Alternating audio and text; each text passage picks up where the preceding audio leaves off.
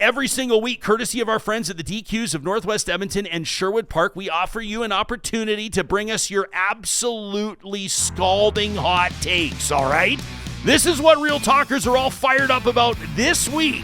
It's the Flamethrower, presented by the DQs of Northwest Edmonton and Sherwood Park, and we love this one from Colin in Calgary, who says, Jespo, I absolutely loved your discussion on Real Talk about the Calgary Arena. I appreciate both of those guests participating. They've definitely got more courage than the politicians or the Flames owners. Sadly, it's too little too late as this paperwork has already been signed, but I thought that Peter absolutely annihilated Deb Yedlin on the panel. When you get past that garbage about world-class cities and catalysts for development and all the supposed secondary benefits, there are some good, cold, hard facts that are hard to ignore. The arena provides entertainment to disproportionately wealthy Calgarians, and its profits enrich the billionaire ownership group. This is a for-profit enterprise. It's very simple. We don't need to blow up every building that's 35 years old. It's an arena, plain and simple. Concerts are able to put on shows in many smaller or older facilities. That's literally the job of the promotion companies.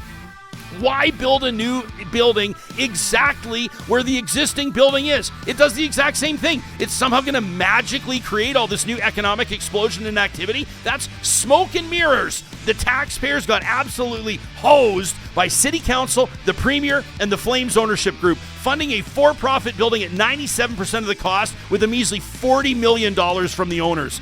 Deborah, who herself is wealthy, was completely incapable of putting a single argument together that this is of benefit to taxpayers. That from Colin. Well, what about this one from KP, who says, Jess, I got a serious problem with the debate on the Calgary Arena, especially from the disingenuous Peter Oliver. Okay, KP coming at it from a different angle. Says, first of all, I'll admit the new deal for Calgary, bit of a shit deal. No naming rights, no ticket tax, no community funds from the Flames for the city. And if we're looking for people to blame for that deal getting screwed up, there's only one person to point at, says KP, Naheed Nenshi. It's his own fault the arena deal that he signed got screwed over. He must have been taking business deal classes from the drama teacher or the Russian historian journalist, the finance minister. Okay, but it's disingenuous. I don't know how Chrystia Freeland factors into this, but I digress. It's disingenuous that the new arena wouldn't be a tremendous success for Calgary. Peter points to Rogers Place in Edmonton, but wrongfully asserts that Edmonton would have developed its downtown just as fast or faster without the shiny facade of Rogers and Ice District. There would be no Stantec Tower. There would be no JW Marriott. The development of local bars and businesses simply wouldn't have happened. Developments like the Valley Line, the Metro Line, LRT, the parks, Falcon Towers, Encore Station Lands, Edmonton Tower, the new CWB building, Ice District Phase 2, the quarters, and so much. Kyle, shit hasn't happened with the quarters. He goes, there's even a proposal here for a 280-meter tower now in Edmonton. Says that one deal for the arena brought over $8 billion in investment, turning Edmonton's dead, lifeless, dystopian downtown into an attraction that continues to evolve, and it got Edmonton labeled a top 25 city to visit in the world. He says, I wish we could talk more about urban development for a better Edmonton, Calgary, and Canada, if Canada still exists in 50 years. That from KP. Okay.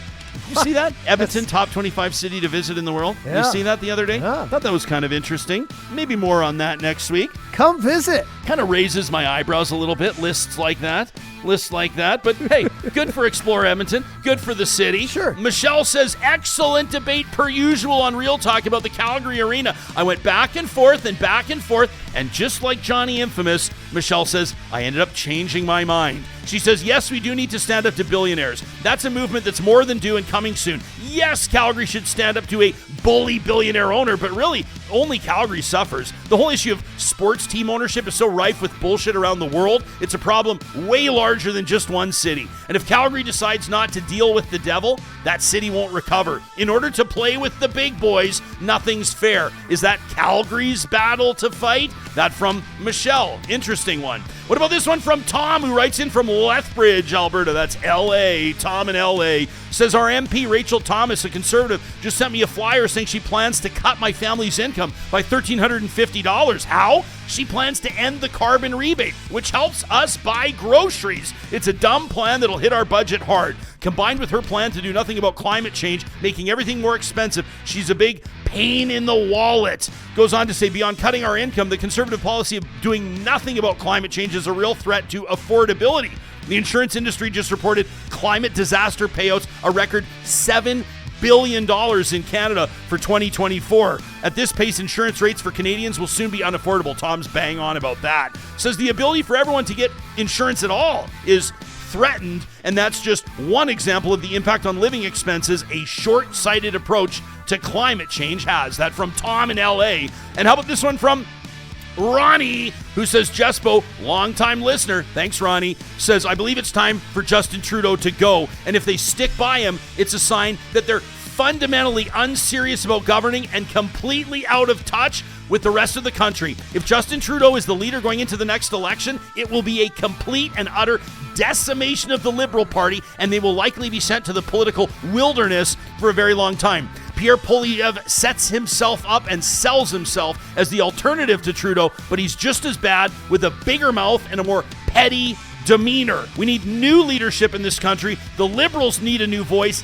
I don't care who it is, says Ronnie, but it just can't be Justin Trudeau. And he says, as one of the more popular political talk shows in Western Canada, you've got a platform that needs to bend the ear of important people. Thanks for the show. A very angry voter, Ronnie. Ronnie, we hope you feel better, along with all the rest of our flamethrower contributors this week. It's proudly presented by the DQs in Palisades, Namao, Newcastle, Westmount, and on Baseline Road. Make sure when you're out there grabbing a flamethrower from their signature Stackburger collection that you let them know that Real Talk sent ya. We're going to be talking about industry and the economy coming up on Monday's show. Tuesday, Max Fawcett's back to dig into it with us, and don't worry, we're going to get Cam Davies and Thomas Lukazik back on the show ahead of the Conservative AGM, that UCP AGM in Red Deer. That's coming up in just over a week's time. Thanks for making Real Talk part of your week. Thanks for subscribing on YouTube and wherever you get your podcasts. Thanks for telling your friends. Make it a great weekend, and we'll see you again soon.